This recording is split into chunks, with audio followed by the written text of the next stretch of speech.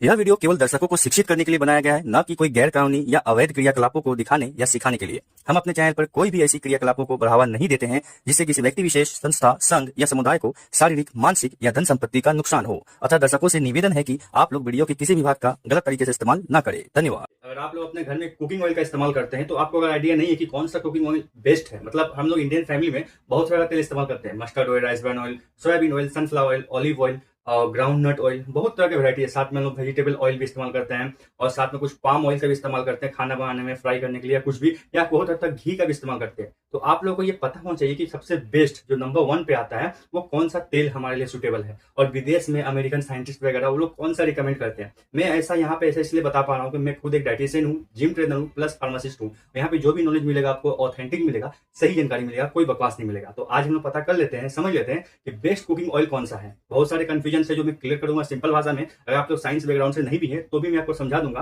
कि कौन सा कुकिंग ऑयल हमारे इंडियन फैमिली के हिसाब से बेस्ट है, हमें कौन सा तेल यूज करना चाहिए। मैं 3-4 अच्छा तेल का रेकमेंड करूंगा आप लोगों को, आप लोग उसी को रोटेशन करके इस्तेमाल करेंगे तो काम करेगा। आपको वीडियो पूरा देखना पड़ेगा ध्यान से लास्ट तक। बहुत सा चीज मैं एडवांस बताने वाला हूं जो आप लोगों को इससे पहले नहीं पता था, अब पता चल जाएगा। ज्यादा बकवास नहीं करते, वीडियो शुरू करते हैं, समझ लेते हैं कि बेस्ट कुकिंग ऑयल कौन सा है हमारे फैमिली के लिए, इंडियन समाज के लिए। चाहे आप विदेशी हैं तो भी ये कुकिंग ऑयल जो है अच्छा काम करेगा। आप श्रीलंका से वीडियो देख रहे हैं, पाकिस्तान देख रहे हैं, नेपाल से देख रहे हैं या कोई और कंट्री से देख रहे हैं तो उसी कुकिंग ऑयल का इस्तेमाल करिए जो आपके लिए बेस्ट है, जो मैं बताने वाला हूँ। मैं यहाँ पे कोई ब्रांड प्रमोशन नहीं कर रहा हूँ, किसी कंपनी को अच्छा किसी कंपनी को खराब नहीं बोल रहा हूँ, जस्ट मैं तेल का नाम ले रहा हूँ। वो तेल अच्छा है खराब है किस बेसिस पे बोल रहा हूँ वो भी समझाऊंगा, कैसे क्या समझते हैं। तो सबसे पहले समझिए, जो तेल होते हैं बेसिकली उसमें जो मेन चीज होता है वो फैट होता है उसके अंदर। तो तेल फैट समझिए, तेल यानी फैट एक ही बात है, राइट। तो जो हम तेल खा रहे हैं समझिए बॉडी में फैट जा रहा है। तो अब कुछ लोगों का माइंड में ये जाता है कि फैट हमेशा बॉडी के लिए खराब होता है, लेकिन ये जरूरी नहीं है। फैट बॉडी के लिए बहुत सा एसेंशियल फंक्शन भी करता है, बहुत से एसेंशियल काम भी करता है। तो फैट बॉडी में होना जरूरी है लेकिन लिमिट में।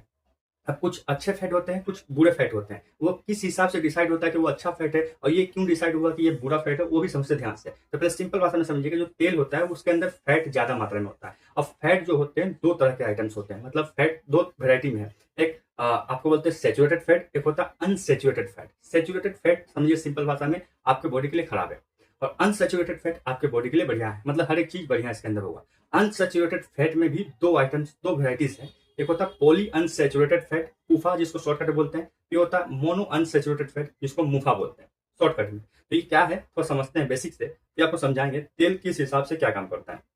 जो सेचुरेटेड फैट और अनसेचुरेटेड फैट मैंने बताया तेल के अंदर पाए थे, ये दुनिया में कोई भी तेल हो उन दोनों तेल में दोनों वेराइटीज पाया जाएगा फैट का, एक सेचुरेटेड फैट दूसरा अनसेचुरेटेड फैट। ये दोनों वेराइटी है, लेकिन जिसमें सेचुरेटेड फैट का क्वांटिटी ज्यादा है वो तेल को हम लोग खराब समझते हैं और जिसमें अनसेचुरेटेड फैट का क्वांटिटी ज्यादा है वो अच्छा माना जाता है। हर तेल में दोनों ही मिक्स है, लेकिन किसी में सेचुरेटेड फैट ज्यादा है, किसी में अनसेचुरेटेड फैट ज्यादा है। तो जिस तेल में अनसेचुरेटेड फैट ज्यादा होगा वो बढ़िया माना जाएगा हमारे हार्ट के लिए, लिवर के लिए, किडनी के लिए, माइंड के लिए, हर एक चीज के लिए, बॉडी के सेल के लिए, सब कुछ ठीक है। ठीक है, इस बात ध्यान रखिएगा। तो अनसेचुरेटेड फैट को हम लेकर चलेंगे और सेचुरेटेड फैट के अंदर आप समझिए घी होता है। ये सेचुरेटेड फैट क्यों खराब है आपको पहले ही समझाते हैं। ये सेचुरेटेड फैट जो है वो हमेशा खराब नहीं होता है, ये अच्छा भी काम करता है। बॉडी में बहुत सारे इसके एसेंशियल फंक्शन है। जैसे बॉडी में अगर आपको हार्मोनल कुछ इम्बैलेंस हो गया है, बॉडी में जो हार्मोन बनता है, जैसे सेक्स हार्मोन हो गया और कोर्टिसोल हार्मोन हो गया और कई तरह के हार्मोन होते हैं, वो सेचुरेटेड फैट से ही बनता है। तो हमेशा सेचुरेटेड फैट खराब नहीं है। इसके अलावा विटामिन डी को सिंथेसाइज करने के लिए कौन चाहिए, सेचुरेटेड फैट चाहिए। इसके अलावा और जितने भी हार्मोन्स वगैरह है या फिर और कुछ विटामिन है उसको ब्लड में ले जाने का काम कौन करता है, सेचुरेटेड फैट ही करता है। लेकिन प्रॉब्लम ये तो अच्छा काम था, लेकिन सेचुरेटेड फैट का प्रॉब्लम ये है, उसको हम बैड फैट इसलिए बोलते हैं कि ये खून का जो वेसल होता है, नस होता है, उसके साइड साइड में जमने लगता है। जमने के वजह से खून के रास्ते को रोक देता है, ब्लॉक कर देता है और उस रास्ता ब्लॉक होने की वजह से हमें हार्ट अटैक आ सकता है, ब्रेन स्ट्रोक हो सकता है, ना जाने कितने सारे बीमारी हो सकते हैं, बीपी हो सकता है। इसके वजह से बैड कोलेस्ट्रॉल बढ़ता है। इसीलिए हम लोग सेचुरेटेड फैट को खराब मानते हैं, लेकिन रियल में ये पूरी तरह से खराब नहीं है, ये अच्छा काम भी बॉडी के लिए करता है। अगर आप पूरा सेचुरेटेड फैट यूज करना बंद कर देंगे ना तो भी आपके बॉडी के लिए नुकसान ही होगा, क्योंकि बहुत सारे एसेंशियल फंक्शन सेचुरेटेड फैट से भी काम चलते हैं। अनसेचुरेटेड फैट तो बढ़िया है ही, सेचुरेटेड फैट भी कुछ कुछ काम के लिए बहुत इंपॉर्टेंट है और बढ़िया है, तो आप पूरी तरह से बंद नहीं कर सकते। इसलिए नेचर ने जो तेल बनाया है, नेचुरली जो तेल होता है उसमें दोनों फैट होता है, सेचुरेटेड फैट और अनसेचुरेटेड फैट। सेचुरेटेड फैट हमारे लिए खराब है क्योंकि ये स्ट्रोक का कारण बनता है। अनसेचुरेटेड फैट कोई प्रॉब्लम नहीं है, सब चीज में है। अनसेचुरेटेड फैट जो मैंने पूफा और मुफा बताया उसमें ओमेगा 3 ओमेगा 6 होता है, जो हमारे ब्रेन के लिए, हार्ट के लिए, हेल्थ के लिए काफी बढ़िया है। ये कोई जाम वाम नहीं करता रास्ता और इसके वजह से ब्लॉकेज कुछ नहीं होता है और ना ही कुछ होता है। ये अच्छा कोलेस्ट्रॉल को बढ़ाता है, बैड कोलेस्ट्रॉल नहीं। बस प्रॉब्लम यही है कि सेचुरेटेड फैट बैड कोलेस्ट्रॉल को बढ़ाता है, अनसेचुरेटेड फैट ये अच्छा कोलेस्ट्रॉल को बढ़ा देता है, गुड कोलेस्ट्रॉल जिसको बोलते हैं। ये समझ में आ गया।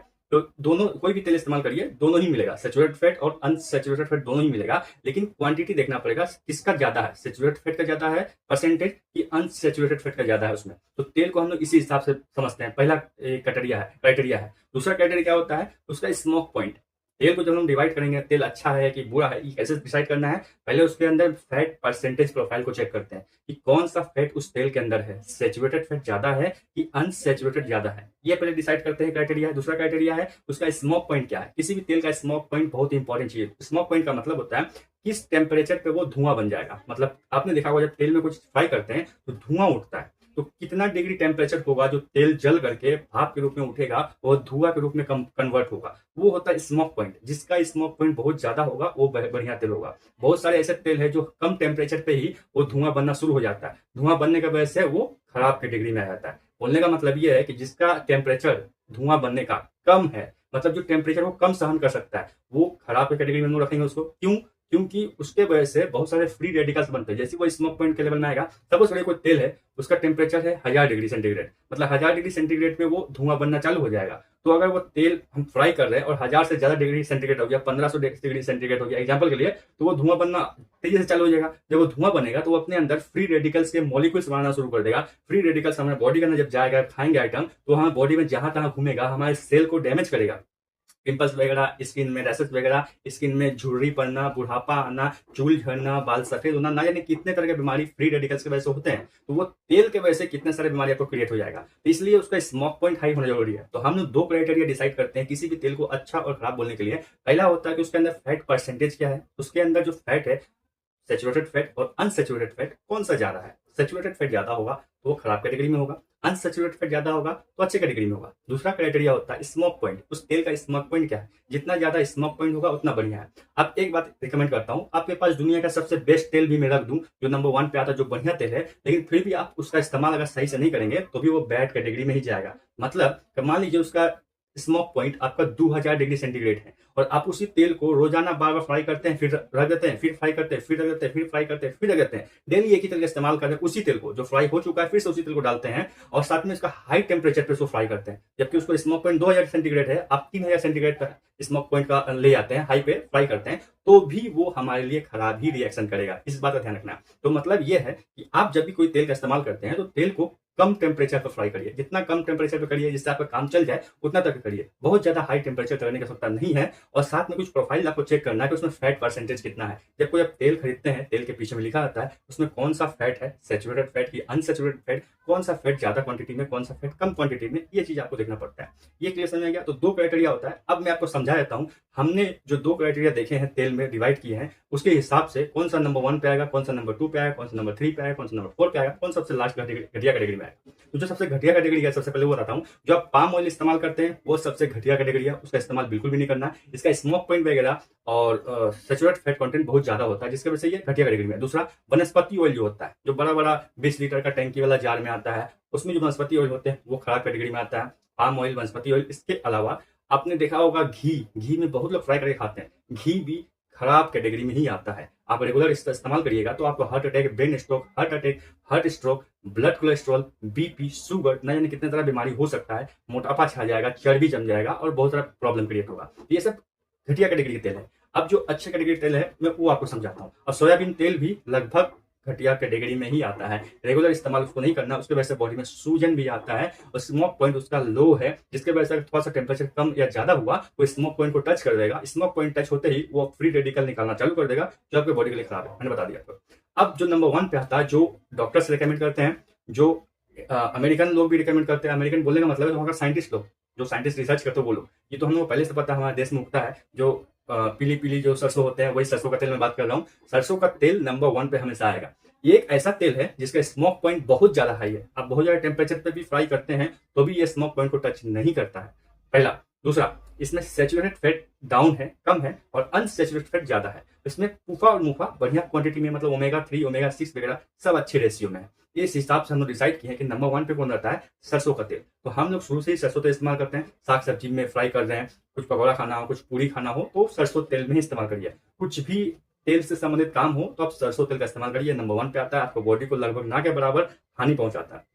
लेकिन एक बात ध्यान रखिएगा, कोई भी चीज का एक लिमिटेशन होता है। कोई भी तेल मैंने बताया था, दुनिया का नंबर 1 तेल भी आपके सामने रख दूं तो वो खराब हो सकता है। कब? जब उसको स्मोक पॉइंट पे आप ले जाते हैं, बहुत ज्यादा हाई टेम्परेचर पे फ्राई करते हैं और बार बार उसी तेल को फ्राई करते हैं, फिर रखते हैं, फिर फ्राई करते हैं, फिर रखते हैं, फिर फ्राई करते हैं, फिर रखते हैं, उसी को इस्तेमाल करते हैं तो खराब होगा। इसके अलावा ज्यादा क्वांटिटी में आप लेते हैं तो बढ़िया से बढ़िया चीज भी, अमृत भी आपके लिए जहर बनेगा। मतलब आपको डेली एक नॉर्मल मनुष्य को 4 चम्मच तेल 24 घंटे के अंदर खाना चाहिए, इससे ज्यादा नहीं। आप नहीं खाए तो बहुत बढ़िया है, लेकिन आपको खाना ही है तो 4 चम्मच तेल से ज्यादा आपका नहीं होना चाहिए। ये नॉर्मल हेल्थ के लिए बढ़िया है। इससे ज्यादा होने पर बॉडी में कोलेस्ट्रॉल जमना चालू होता है, फैट वेट का प्रॉब्लम होता है। तो कोई भी चीज सही क्वांटिटी में खाइए। तो नंबर 1 पे है आपका सरसों का तेल। एक फॉर्मूला याद रखिएगा, मोप rice, MOP rice.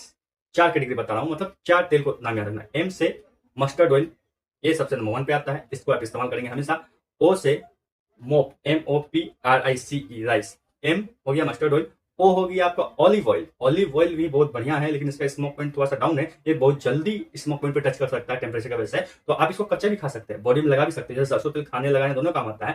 Olive oil यानी जैतून का तेल जिसको बोलते हैं, ये भी लगाने खाने दोनों में काम आता है। आप सलाद में डाल करके नॉर्मली इसको इस्तेमाल करके खा सकते हैं। ठीक है, ये बहुत बढ़िया तेल है ऑलिव ऑयल, ध्यान रखिएगा। इसका टेम्परेचर जो स्मोक पॉइंट होता है बहुत थोड़ा सा कम होता है, तो ज्यादा इसको फ्राई नहीं करना, हल्के आंच करना। MOP, पी से आपका जो भी होगा MOP राइस। ठीक है, आपका पी से जो आएगा, क्या बोलते हैं उसको, नट जो होता है ना, ग्राउंड नट जिसको बोलते हैं हम लोग, पीनट ऑयल। पी से पीनट ऑयल जो होता है, बादाम का जो तेल होता है, वो भी अच्छे कैटेगरी में आता है। और R फॉर राइस मैंने बताया, राइस ब्रान ऑयल, ये भी अच्छे कैटेगरी में ही आता है।